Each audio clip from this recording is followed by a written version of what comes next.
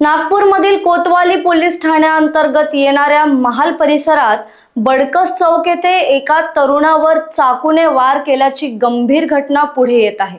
पोलिसांच्या माहितीनुसार रात्री 12:30च्या दरम्यान एका चारचाकी वाहनाला एका दुचाकीची धडक झाली।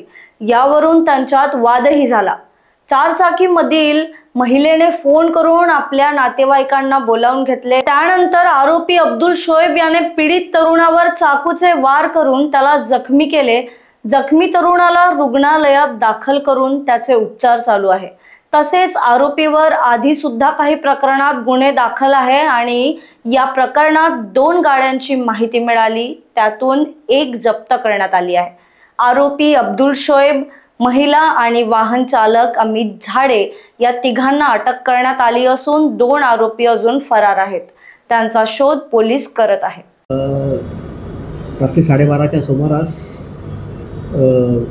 बाईकवरती चालले असताना बडकस चौक या ठिकाणी एका कारला डॅश लागला होता। त्या डॅशच्या कारणावरून त्या ठिकाणी बाईकवाल्यांसोबत वाद झाला आणि त्या वादाच्या पार्श्वभूमीवरून एका महिलेने फोन करून त्यांच्या नातेवाईकाला बोलवलं आणि त्या नातेवाईकाने चाकू पोटामध्ये करून एका इस्माला जखमी केला।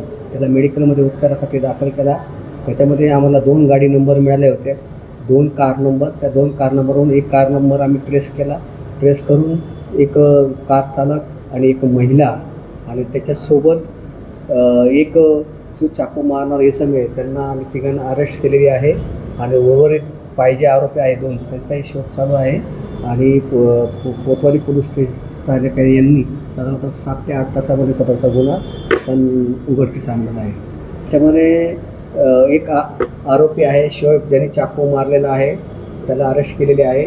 त्याच्यावरती यापूर्वीसुद्धा एक गुन्हा आहे शरीराविरुद्ध अपराधाचा। एक महिला 35 वर्षाची, तिला अरेस्ट केलेला आहे आणि गाडीचा चालक जो आहे त्याला पण आपण अरेस्ट केलेला आहे।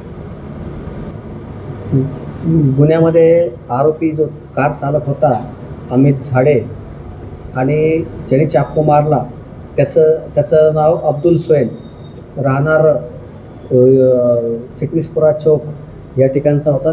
त्यांना दोघांना आपण ताब्यात घेतलेले आणि एक महिला तिला ताब्यात घेतलेली आहे।